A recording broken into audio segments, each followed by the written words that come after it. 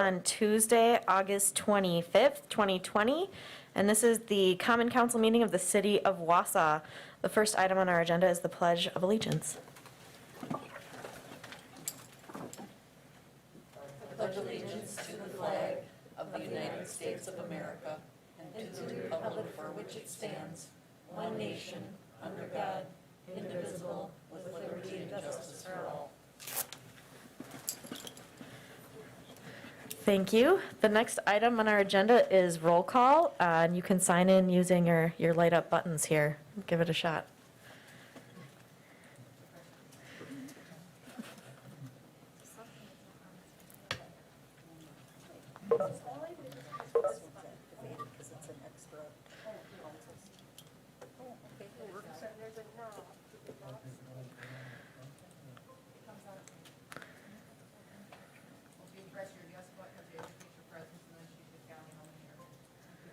Okay, but you have to wait until I do begin voting and say Oh. So we're all going to have to be a little bit more patient. Listen to Leslie. But I'm getting an error message for some Do you want me reason. to turn it off and turn it back on again?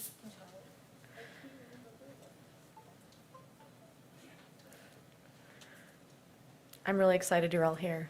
Okay, just turn it back on.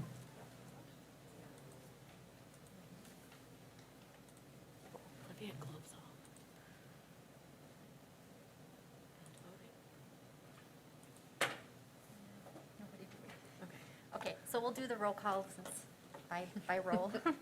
Peckham? Here. Martins? Here. Killian? Neal? Here. Wadinsky? Here. McElhaney? Rasmussen? Here. Watson? Here. Herbst? Here. Larson? Here. Ryan? Here. All members are present. Thank you very much. The next item is proclamations, and we don't have any. Public comment is next. The only person I have who requested to speak is Mary Tao. If you'd like to speak for 3 minutes. If you could give your name and address for the record. Thank you. Can I take this off? You might get tackled. This mic? It's that one. This one? Okay. God, this feels weird. It feels weird being on this side.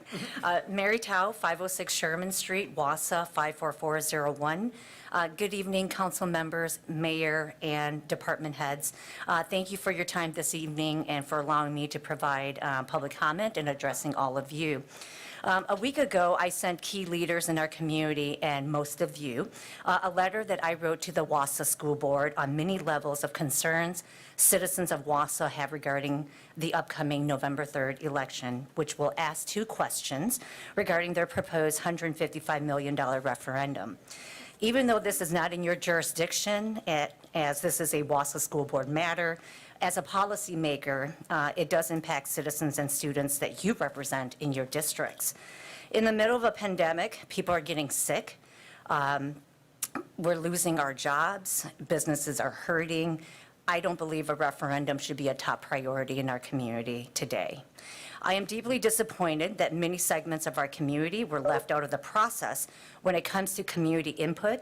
Plans and decisions were drawn around those who have availability, power, and resources to be heard. The proposal has created division in our community and has left those most vulnerable, disenfranchised, and low income out of the process, only to be the ones most impacted by the changes should this referendum succeed. These students won't get to have their own neighborhood schools and will soon be forced out to move out, only to have that very same school be a home for a charter school. These students will now have to get up earlier than other students in our community and would be bused to a new school. Even when an initial community survey came back and indicated to the school board and to the school district to keep our neighborhood schools and that we don't want busing, they still went against the will of the community. As Elderperson Tom Killian shared with all of us, that the school board may feel this plan is cost effective, but it's definitely not community effective. The lives of our kids and their academic lives should not be changed in a matter of just 2 to 3 meetings. We have a grassroots campaign called the Committee for Equitable Schools, registered with the Wisconsin Ethics Commission. We do not support a referendum that marginalizes and dismisses the voices of this community. As you work on building your diversity and inclusion committee here at City Hall, I hope all of you will stand behind equal process, thoughtful community engagement, which includes representation from all classes of our community, which will help you determine the future of our city. And that you continue to review the systems in place today and make adjustments to be open to developing new ones, which results in a fair and due process. In closing, I want to thank Council members Lou Larson, Tom Killian, Deb Ryan, and Lisa Rasmussen for your thought leadership in supporting our referendum concerns within our community. Your letters and words of support reaches many throughout our community, and I can't thank all of you enough. So thank you for giving us a voice in this process to be heard, and thank you tonight to all of you for listening and considering my public comments. Thank you. Next on our agenda is our consent agenda. Do I have I would request to pull one item from that agenda, item number 200824. I'm pulling it completely. But otherwise, I would take a motion to approve the consent agenda. Motion by Peckham, second by Killian. Is there any discussion? All right, I think we're ready to vote. Okay, do not begin voting until I tell you to. Okay? Listen to the clerk. Okay, you may begin voting.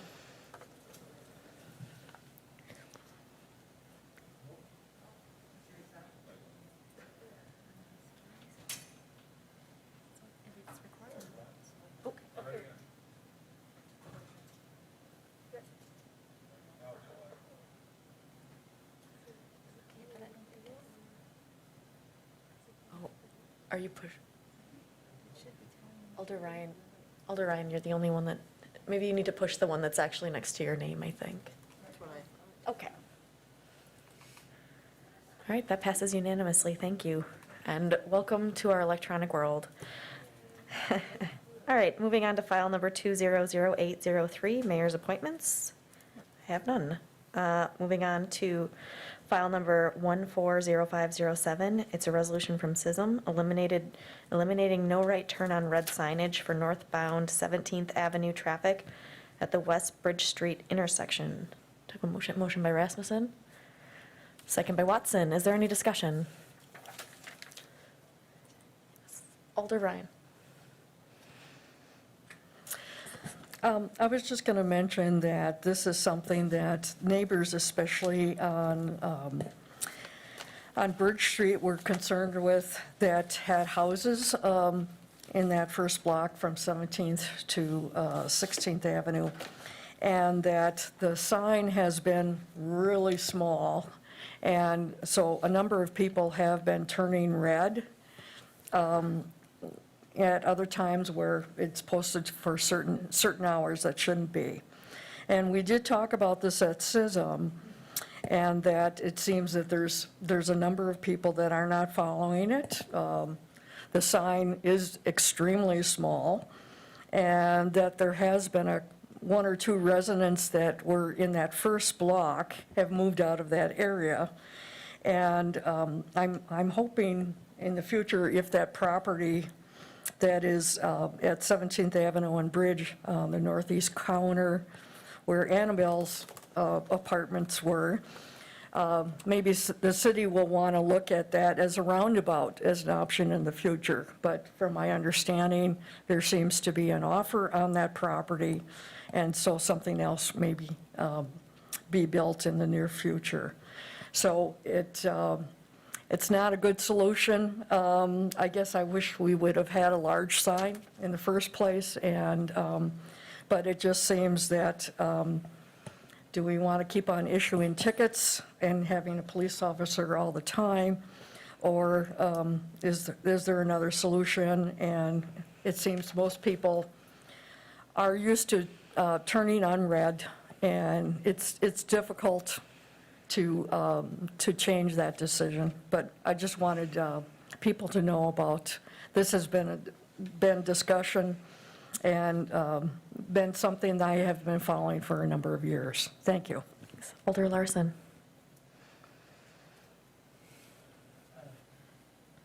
Thank you, Madam Chair. At the CISM meeting, I requested or asked that the trees on the, I believe it's the southwest corner, be pruned on the boulevard. I haven't been on, the last time I was there, it was a couple weeks ago. I haven't been by there lately. Mr. Lindman, do you know, have they been pruned up so that intersection have a better view up that hill? I don't know, Lou, if they have. I can check on it tomorrow with Thank you. with Would the you? crews. Yes. Thanks. Is there any further discussion? I think we're ready to vote, but don't do it yet. You may begin voting.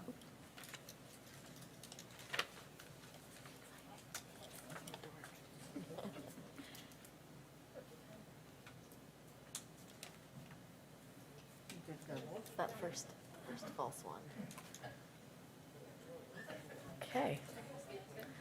All right. Motion passes 11-0.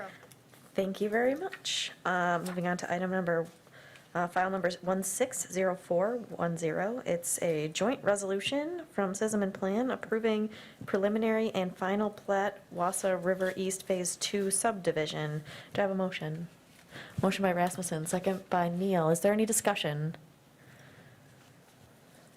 All right, I'm not seeing any. You may begin voting.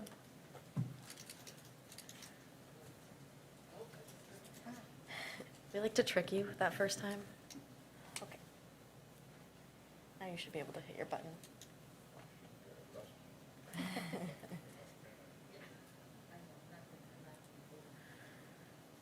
Motion passes 10-1.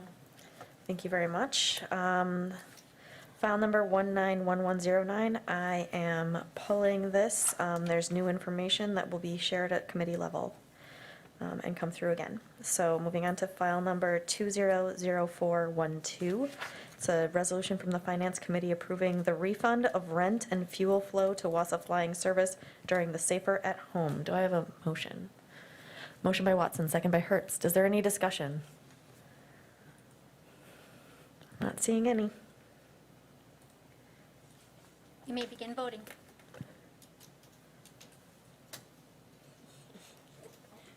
We like to trick you. It's kind of funny.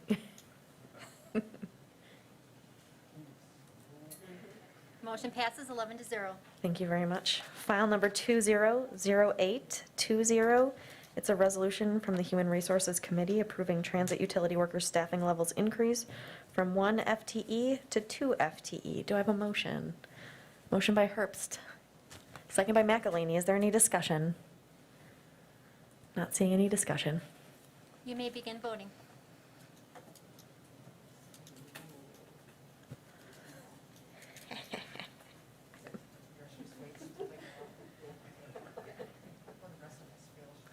We just need Neil to. Thank you. Motion passes 11-0. Thank you. Moving on to file number 200822. It's a resolution from the Finance Committee approving the issuance of a towing service request for proposal. Do I have a motion? Motion by Wadinsky. Second by Watson. Is there any discussion? Ryan, Alder Ryan.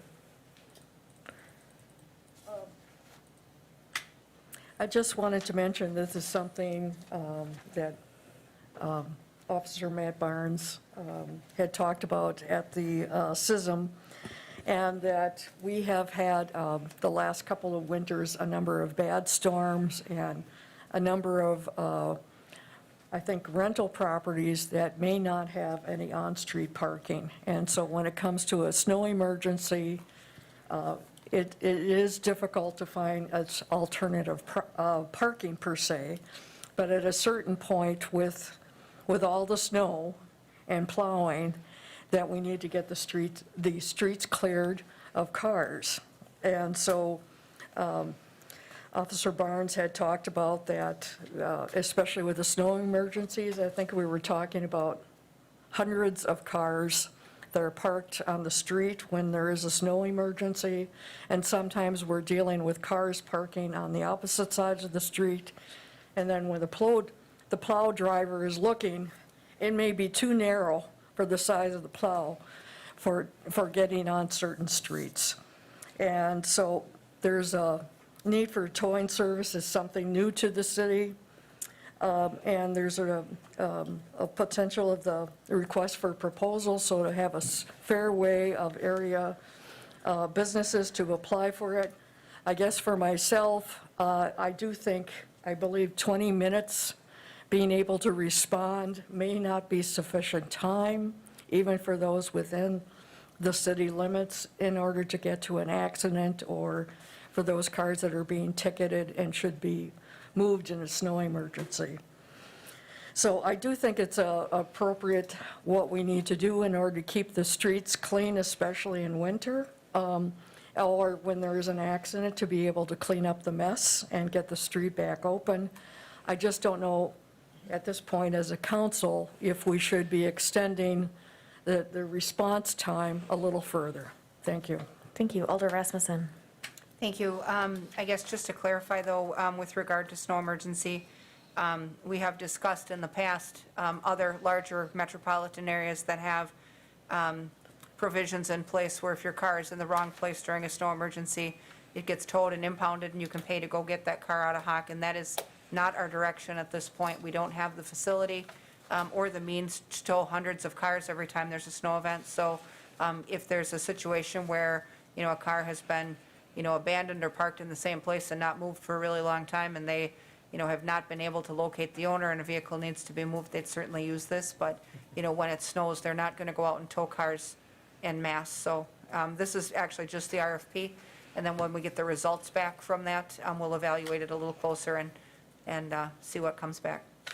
Thank you. Alder Neal. Thank you. So this is not really under consideration for this coming winter? Because we'd have to have some sort of impoundment, contingencies and That was not our staffing direction for this winter, no. Yeah. Okay, thank you. Yes. And I can also confirm that that's not what this RFP is about. It's not for the snow emergency towing the vehicles, as Alderperson Lisa Rasmussen said.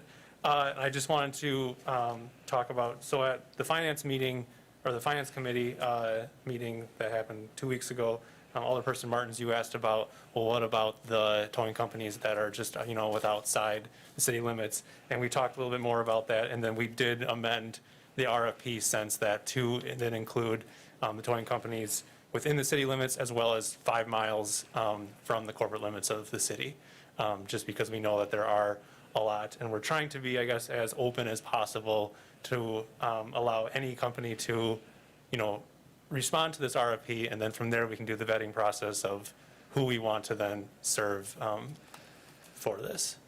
So I just wanted to let you know, I didn't know if you saw that, because it was a 4-word change. Thank you. Alder Wodinsky.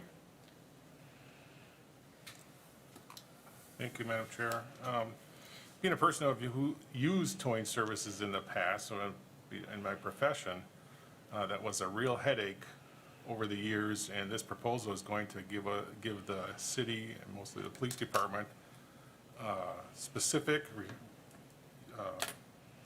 agency or company that will respond quickly and take care of the problems, and it'll get done, instead of waiting and not knowing who's going to respond, not knowing where your car went, and to tell the public, it's going to be really nice to have a specific company involved once that proposal is completed. Thank you. Alder Herbst. Thank you, Madam Chair.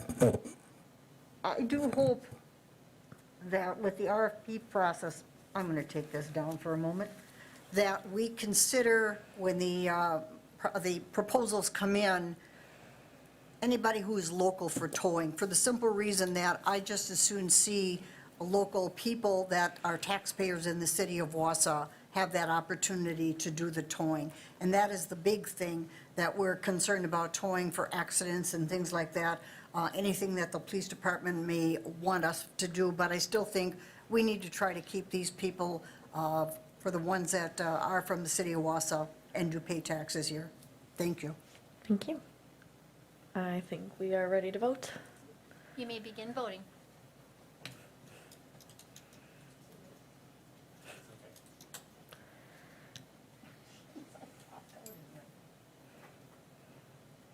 Alder Ryan, you might have to hit your button again. Motion passes 11-0. Thank you very much. Item number 200108 is also an item I am pulling from this agenda. It's the last item I'll pull, but I do have a little moving around that we'll do in the next section. So we're moving on to suspension of the rules. That would be 6B for filing, and this does require a 2/3 vote majority. I would entertain a motion. Motion by Rasmussen, second by Neal. Any discussion? Okay. You may begin voting.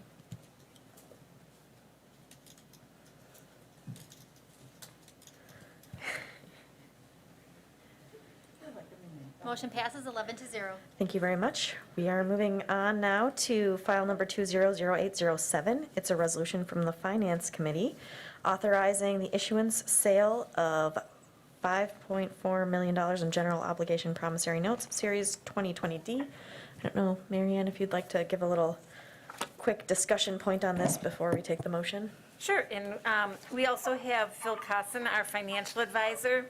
So the Common Council had authorized us to go ahead and proceed with the sale. That took place at 10 a.m. this morning, and it was for our 2020D, which is our promissory note, which is financing our capital improvements plan for 2020. And then it was the refinancing of 2017E, which was temporary issuance for the construction of the business campus. And so we had very good results on those sales. We had 3 bidders for the promissory note, and the winning bid was to Robert W. Baird for an interest rate of 1.1362%. And debt issuance came in lower than expected, so we'll actually borrow less money. The actual issuance will be $5,390,000, so that's a $55,000 savings. And then with 2020E, the refinancing, we had 6 bids, and that issue, the low bid came in at 1.35% interest. That's replacing issue, this is a taxable issue over 15 years. It's replacing an issue where the interest rate was 2.6%. Again, it also came in with less debt issuance costs, so we are actually able to reduce the size of that issue by $115,000. So I think, Ellers felt very confident in the sale, and they did provide us with a chart on what interest rates look like. You can see that earlier in August, it took its biggest dip as far as interest rates are concerned, but when you look historically over the last year, we still have entered in the market in a very favorable time, so we're, achieving some of the lowest interest rates for 2020. What did I forget, Phil? Anything? As always, a very good summary, Mary Ann. The one thing I would also add is that in the sale day packets, we did include the credit opinion. We do have the process. During the process, we go through a rating call, and it might be good for those that are new to the council to talk a little bit about the rating. I can go through that really quickly. The city is rated AA3, which is a very strong rating. On page 7 in the packet, which is the first page of the credit report, they talk about the strengths and some of the challenges, and I'll just read those because I think it's always interesting to get some baseline for where they view the city being maybe a little bit on the weak side and other areas strong. So what they identify for strengths of your credit is a large and growing tax base. Just to highlight that, you saw a significant growth in your value in 2019.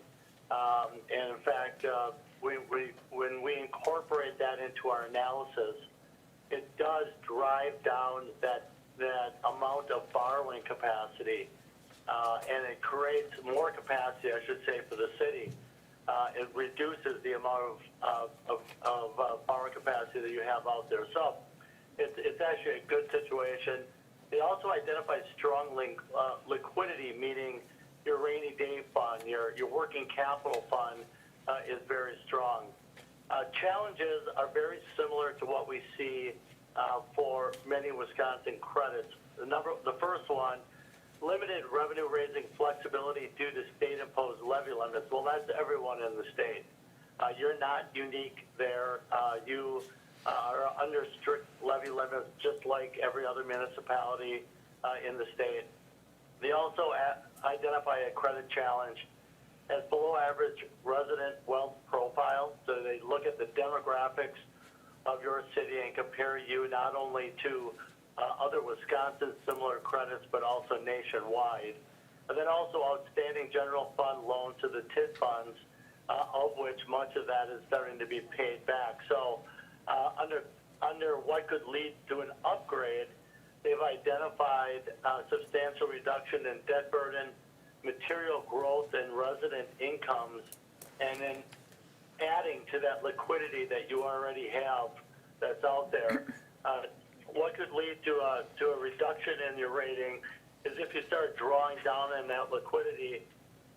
If you increase your debt or pension profile significantly, and then tax-based deterioration. So a very strong AA3 credit. I want to just kind of walk through that with you because that's a key component in the number of bidders you receive and the rates that you receive as well. So it's not just the timing of the market, but your credit quality that leads to the bids that we did receive today. So finally, when you add up the savings versus what we had projected, we're about $600,000 between the two issues left in either debt service or the amount of principal that's going to be authorized tonight. So you have two resolutions in your agenda. The amounts should be modified. The first should be $5,390,000 because again we reduced that size, and then the second issue, the 2020 taxable issue, would be down to $6,625,000, which again is less than what was on your agenda as well. I think one other thing, so at the end of 2019, on the city side of the ledger, the outstanding debt was $83,869,000. At the end of this year, 2020, even with these issues, we will be down about $2 million to $81,790,779. So at the end of the year, our outstanding debt for the city, sort of general obligation debt, will be down. Good, thank you. Before the body starts debating, I would entertain a motion to approve. Motion by Rasmussen, second by Herbst. Is there any discussion? Alder Rasmussen. Thank you. I'll just offer a quick comment. With respect to the Finance Committee, all of these items that you have from Finance that we suspended the rules for, all of them passed Finance unanimously.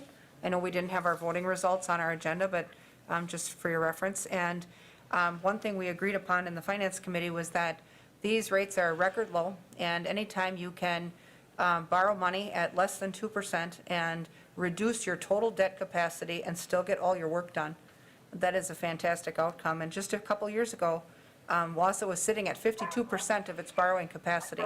And based on growth and some refinancing, we have been able to drive that down to almost 44%. So financially, we're looking pretty good this year. So just wanted to put that out there. Those were some of the discussion we had in Finance, and the approval of this resolution and the next one, the refi, really sets us on a positive path for debt reduction. Thank you. Is there any other discussion? Yeah, Alder Killian. Thank you, Madam Chair. I just wanted to touch base on that credit rating topic and some of those strengths and challenges that had been brought up. I think the way they've been assessed is important for the community to understand, because when we talk about, a below average wealth profile in the community being a challenge, and we talk about extensive TID activity being a challenge, I think it's important that the community understand how those two factors play into really every corner of policy. And I will say that during a pandemic particularly, the extensive TID activity, if those associated valuations should depreciate in the future, I think that would probably be something that none of us would like to see from a fiscal standpoint, but that we are in a precarious time, and we saw that in the Great Recession. Some of our surrounding communities really saw it when things hit the fan with their TIF activity. So I think that's important to point out at this time, that extensive TID activity is significant, and those valuations moving forward are going to be even more significant, in my opinion. Thank you. Thank you. Alder Rasmussen. Thank you. I guess I just have a question for Phil, if we still have him on the line, is, Phil, could you talk a little bit about Wausau's history with tax increment management, and, whether or not you feel as the city's financial planner that we have used TID in a good way to come out the other side in a better place? Yeah, it's always a challenging question. I mean, when you think of use of TIF, you got to really think about what you're doing. You're really reinvesting into the community. And if you think about the districts that you have created, TID 3 downtown, dealing with the mall issue and the challenges around that, TID 11, building the business campus to be able to move some of your riverfront, old historic companies off the riverfront to create a space down on the riverfront, which is more probably aligned with what we see these days on the recreational and housing elements. You're really reinvesting into your community. There's a life cycle of TIFs also. When you create a new district, there's always that initial challenge of cash flow. As a TIF matures, like many of yours are maturing now, those districts tend to cash flow. We're in that position now where if you look at many of the districts that are in place and that what we are borrowing for, TID 3, TID 8, TID 12, those districts are mature districts. If there were advances, they're starting to be reimbursed back. You also got to look at TIF as, if you don't do those activities, what happens to your committee? Yes, there's a commitment, financial commitment involved when you create tax increment districts. But at the same time, you're reinvesting in your community to ensure that there are jobs for your residents, to make sure there are housing opportunities for your residents, to make sure there are recreational opportunities for your residents, and all of that spurs economic activity that benefits every business and every person in the community. So TIP it's always a hotly debated topic. The good news for you, the city, right now is that I think you have some more mature districts that are getting ready to close that you'll see the benefit from. Your practice has been pretty conservative over the years in use of TIF. If you look at similar sized communities and how many districts are in place, many communities your size have double the number of districts you have. So you have been relatively conservative in your use of tax increment finance. And I think you've done it the right way. You've reinvested into your downtown, you reinvested into your riverfront, and you've tried to keep those larger industries in the city by moving them into a business park. So I think it's been an effective use of TIF by the city. Thank you. Alder Killian. Thank you, Madam Chair. Just following up on that discussion, I think going back to the below average wealth profile, I get a lot of questions from constituents and residents about why is the city building so much upscale housing, and why isn't there more affordable housing, and why aren't things being catered to regular folks? I think it's important that strategically, and it certainly wouldn't be my approach to strategy, but I think that challenge in the rating does indicate why some of these things may be happening, because that is a weakness for the city, and in order to try to improve that weakness, I think we can see that there is an attempt to improve that wealth profile, and that type of approach, is not always consistent with what some of the regular folks in our community need. So I just wanted to bring up that profile again. Thank you. Thank you. Yes, Alder Ryan. For me, I went to school and back in the 70s, and in taking courses on investments. Moody's has been the Bible for people that are investing or want to look at certain stocks or bonds. So it's not surprising that it's, 2020, and still they're the one that's been the lead in looking at different bonds and stocks and looking at our profile. So I guess I just want to explain that Moody's is the investment service that does this nationally. And so that anybody that wants to invest in stocks or in bonds, you can go to their profiles, and it happens, this is the information they gave for Wausau, that it's up to date. Now, I'm not necessarily a big proponent of TID districts. I wish we could just wait until we have the revenue to fund it so that we wouldn't have to use these bonds.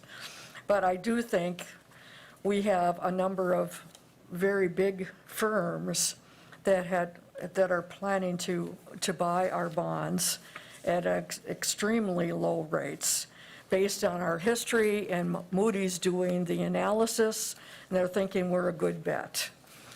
We do have, the population listed for 2019 at 38,801. We're in the middle of the actual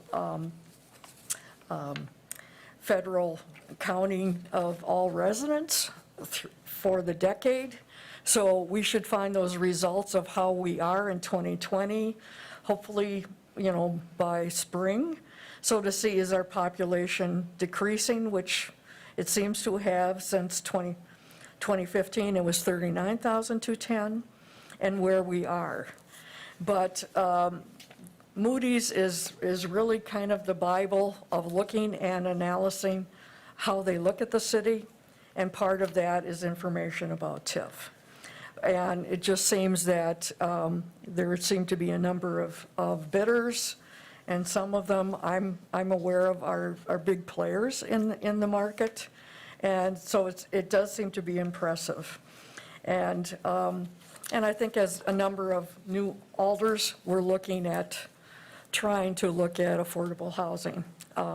I just wanted to mention, I was at the Community Development Authority meeting at noon today, where we were talking about the plans of Gorman and Company that's just south of Madison that is planning to redo the Landmark Apartments. And it just happens, the number of apartments that will be Section 8 will amount to about 100. And currently, according to Gorman and Company at this meeting, that there is only 6 or 8 or so Section 8 vouchers at this point. So I do think it has attracted a lot of young professionals to want to be at the Landmark because it's at 3rd Street in Scott. And having lived there back in 2002 for a few months, I was looking at north on 3rd Street. I'm sorry to interrupt. Can we keep Sure. it to this topic? I just want to make sure we're talking about the topic on the agenda. We definitely want to talk about affordable housing when it's Okay. agendized, so thank you. I just wanted to respond to what Tom was saying, that there will be more affordable housing coming with the Landmark, and that for my mission, I plan on wanting to learn more about historic and tax credits so that we can focus more on affordable housing. Thank you. Thank you. Is there any further discussion, or are we ready to vote? I think we're ready. You may begin voting.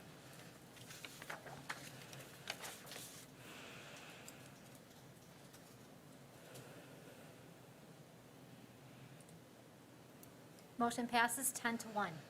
Thank you very much. We're moving on to file number 200808, another resolution from the Finance Committee authorizing the issuance and sale of 6.7 in taxable general obligation refunding bonds, Series 2020E. Same thing here. We're borrowing less than we needed to. Why don't you? So the actual borrowing will be $6,625,000 As I mentioned earlier, the interest rate was 1.35%, and we had 6 bidders. And the principal amount that we need is $115,000 less. And how much money is it? Let's see, where's the sale report on that? Phil, how much less overall? $405,000 Yep. less in principal and interest over the life of the loan. Yep, so great results. Okay, And this is a refinancing, so the principal is already in our portfolio. We're just refinancing it. Okay, is there a motion to approve? Motion by Herb, second by Rasmussen. Is there any discussion? All right, I'm not seeing any. You may begin voting.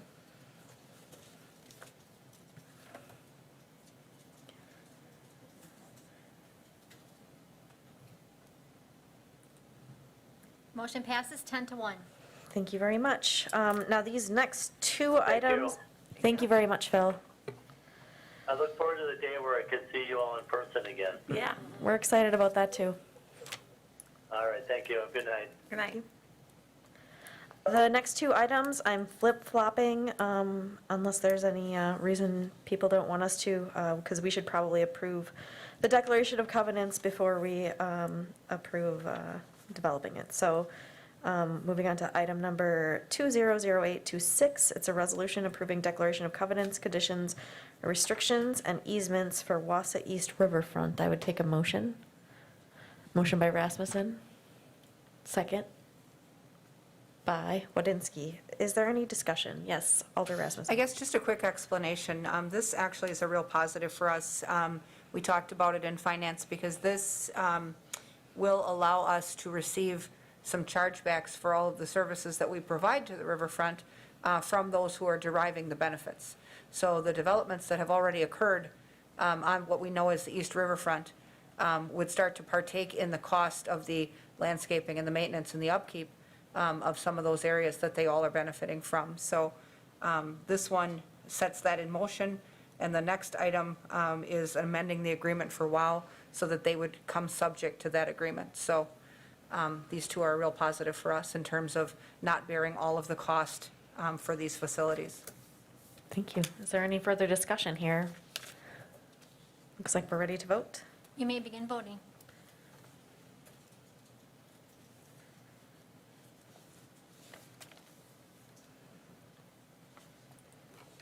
Motion passes 11-0. Thank you very much.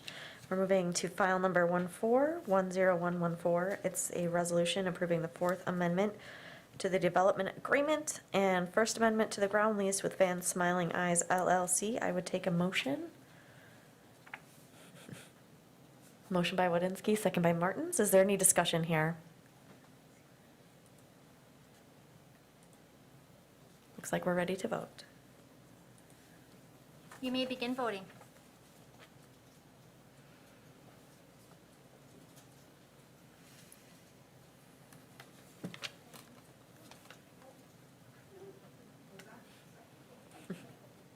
Motion passes 11-0.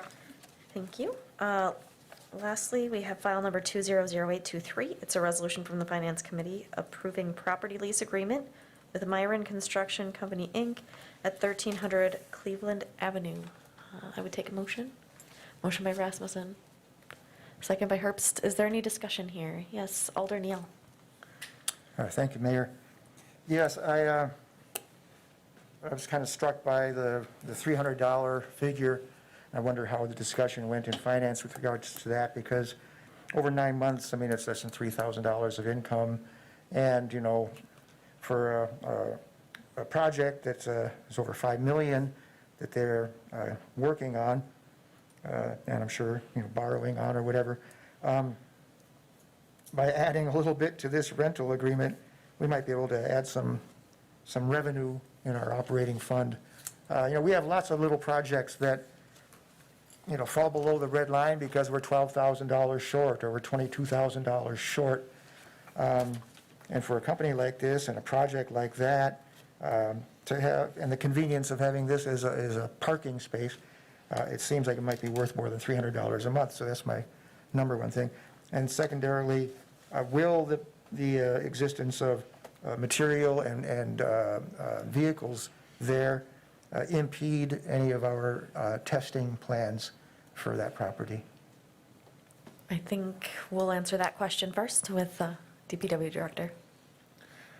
So no, there is some provisions in that lease that allows us to have access to that site at any time that we want. So they would be required to move everything, that we would need once we get that set up. Yep. Thank you. Alder Rasmussen. Thank you. The discussion in finance about the $300 a month went such that first we wondered where we got the $300, and then we realized that just recently we approved an agreement where we allowed Lunda to stage some of their equipment on vacant city land near the riverfront while they're working on that bridge deck project on Bridge Street. That's $300 for the duration of the entire project, which is a few months. This project is, obviously, they're working on our wastewater facility, and they've asked to stage equipment and materials on this vacant land that's off the tax rolls right now and really going nowhere fast. We didn't really propose to change the amount, because if they're willing to pay it, we're certainly willing to charge it. But we did also include a caveat on the committee floor that they would be responsible for any snow removal or snow management to gain access to the site, because we've not been taking care of it because we didn't have a use for it. But if they do, they'll need to also take care of their own snow. So that was built in, but we didn't really ruminate much on raising the price because they're working on our job anyway. Thank you. Alder Wodinski. I believe some construction companies get privilege and park for free or use property for free, but by renting or leasing, that probably takes care of some of the city's liability. They indemnify us.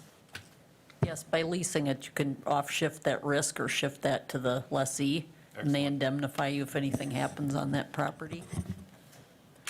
Thank you. Alder Neal. Thank you again, Mayor.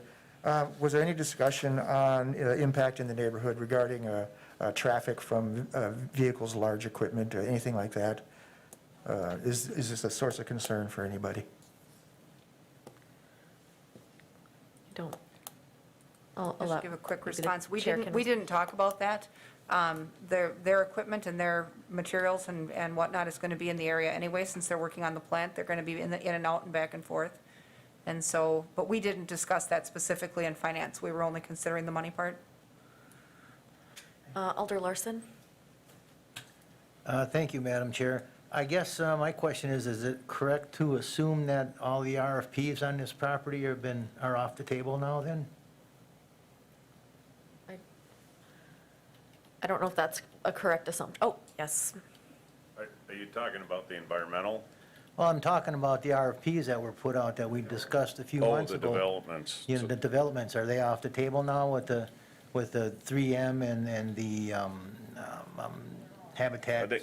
I think the only thing I can speak to that on is that there's no immediate, use of that property at this time or committed property. So there might be some discussion that comes up later on, but with this agreement, working with community development, they had said they didn't think that there'd be anything within the next 9 months. So that's all I know. I have Alder Killian and then Alder Watson.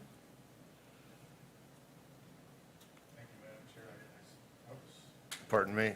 Thank you, Madam Chair. Yeah, I certainly find Alder Larson's question an interesting one and the implications of that time frame, but I think it probably was our understanding that not a lot was going to happen on there anytime soon. And this isn't my district, and I'd thank Alder Neal for his question about the neighborhood. I think that I appreciate the sensitivity and respect to residents there. I have not heard anything, although I don't think people are necessarily aware of this. I don't anticipate, I think, given what's been described, that it's going to be a burden on residents there. However, now that it's brought up, if it should become, there'd be some concerns voiced about noise or traffic volume or what have you, I take it I can address that with the proper staff or committees, and that could be addressed in a timely fashion. Yes, thank you. Okay, thank you. Definitely Yes. contact us. Thanks. Alder Watson. I think to speak to the proposals, RFPs, I think isn't that on hold until we get the environmental testing in that section?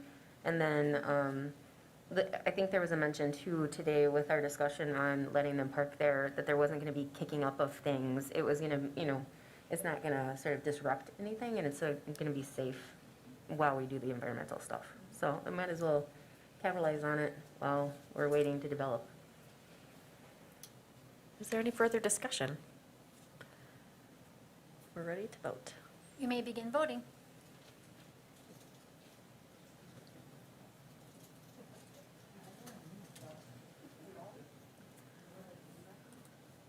Motion passes 11-0.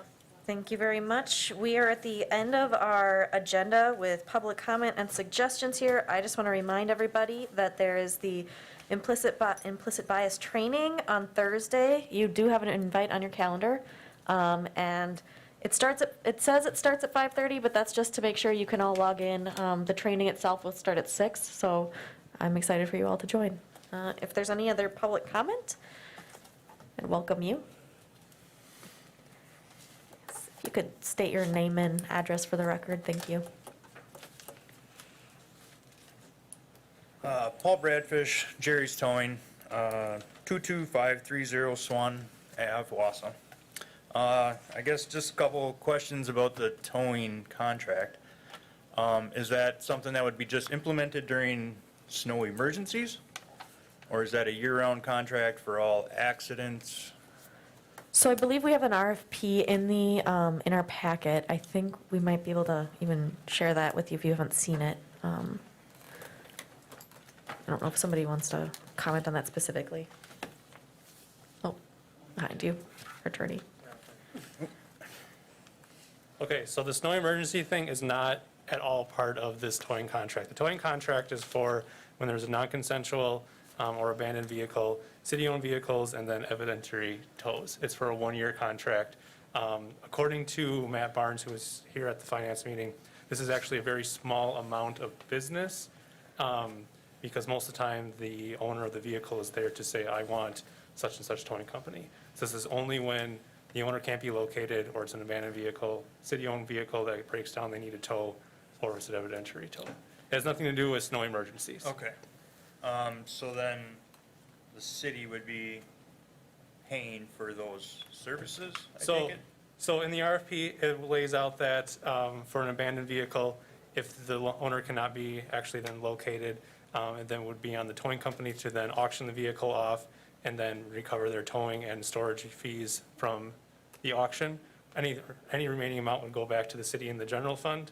Evidentiary tolls cannot be charged pursuant to the statute, but then the city would be paying for any city-owned vehicles. So that's the only part that the city would be paying for. The RFP is mainly just to be able to get like a standardized price form for what it would cost to tow the vehicle and store the vehicle. That way, it's kind of a uniform, the customer knows what they're going to be getting for those services. Okay, so then, I'm just gonna ask, since we're not on that agendized item, maybe we could continue this discussion outside of it. We have Nate here, we have the agenda item, I can pass it along to you, and if you have questions, thank you. perfect, Thank you. Alder Ryan.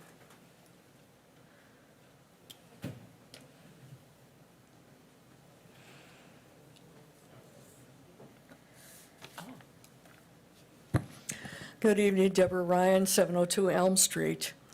I have been leading the Westies neighborhood for over 6 years, interested in what things are happening in our neighborhood. Our neighborhood boundaries are from First Avenue to 17th Avenue and from Stewart to Bridge Street. It happens that Mary Tao did send an email, concerns about Grant School, and I happen to have been in the school a few times when I was a AmeriCorps member back in 2005 to 6, where with the Rise and Shine program, worked with girls that were in that Girl Scout program. I believe it was at noontime at that time, and I had attended a number of different schools. There has been discussion on social media about concerns about what the Wausau School Board is doing. and wanting to raise the building, which I believe was built in 1910. So it's 110 years old.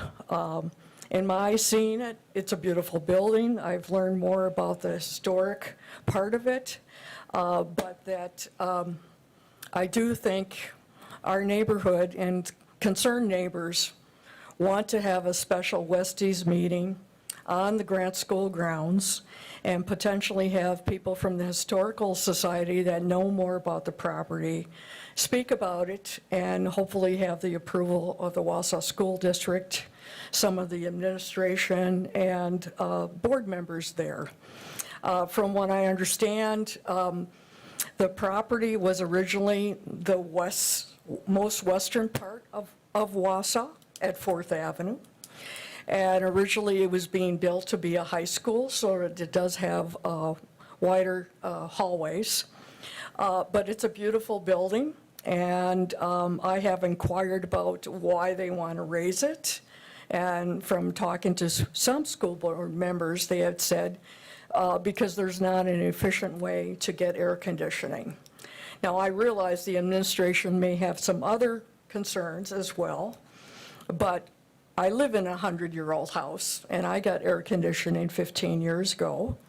Wausau East became apartments. They have air conditioning. And there's also other ways that could be retrofitted. So I'm hoping through the Historic and Preservation Commission that we will be talking about Grant School in the next meeting. And Grant School could, in the upcoming meetings, be considered for landmark status as a historic, and that could be an option, and it could possibly pass the Preservation Commission, which I'm the only alder on, and then come on to the City Council asking whether the City Council will want to approve what we're talking about, or if we vote to encourage keeping the Grant School or not. So I want you to be aware of this heads up, but also that because it's looking at combining two schools that are, one is south of Stewart Avenue in a very poor area that is diverse, and also Grant School that's in my, well, actually in Sarah's, but I guess I consider it in the neighborhood per se, that I am concerned about that. And then the two schools, number of students and staff would be combined, potentially raising Grant School and building a totally new campus on this property of 2 blocks. So it is something that I'm hoping that we will see if the school district will let us meet and learn more information about it and learn more about the historical, but I had wanted to be on the Historic Preservation Commission because I am a big fan of old buildings. My house is 100 years old. I've been watching this old house for decades. When I lived in Chicago, I was renting in the South Loop, a completely rehabbed building that was an old printer's building. And it's now in newest neighborhood back in the 80s as the Printers Row. So I do think Grant School could be kept and retrofitted to the extent that that's what the school district wants to do. They may not feel that way, but I wanted to update the council Thank you. and let you be We're aware. excited for the discussion. Thank you very Thank much you. for the update. Alder Rasmussen. Thank you. I just wanted to offer a quick comment similar to Deb's. Over the last couple weeks, I've also worked with former Alder Tao and a number of us in the room. Lincoln School and their families have basically not had a voice, or they feel like they haven't. That said, a number of years ago, the school district got into a brawl with the parents from Maine and Stettin over boundary changes, and they backed off on their plan. In this particular scenario, though, they have not been agreeable to going back and slowing down a little bit and re-engaging with the families that are affected the most. I've written to them, Mary's written to them, the mayor has met with them. The response across the board is kind of like, thanks for your opinion, but we're moving forward. And that basically will hinder the ability of all of those kids from the Lincoln neighborhood to bike and walk to school. It becomes impossible. And, you know, I really hope, I'm starting to think, but I really hope that the reason that those PTOs and those parent groups they've basically been ignored, I feel like they've been ignored by the district. If they will take comment from affluent grade schools and back away from a plan, but then they will take 2 more urban grade schools and dismiss the opinions of all of the families, something has to happen there. And I feel like we all need to take a hard look at the proposal, which shuffles these schools and creates a mega campus in the middle of one of our busiest neighborhoods. We could have neighborhood impacts, drop-off and pickup problems, parking issues, you name it. And they've not looked at any of that, and all of the complaints for that come to us. And so hopefully the Historic Preservation Commission will send a recommendation to us. And if there's a way for us to step in front of the demolition of Grant School, we need to think hard about that, even if it means we have to face off with their referendum. Because this is really, it's kind of out of control the last couple weeks. Thank you. Alder Larson. Thank you, Madam Chair. I just want to echo Lisa Rasmussen's comments, and thank you. Thank you. I would entertain a motion to adjourn. Motion by Killian, second by Martins. I'll consider us adjourned. Thank you.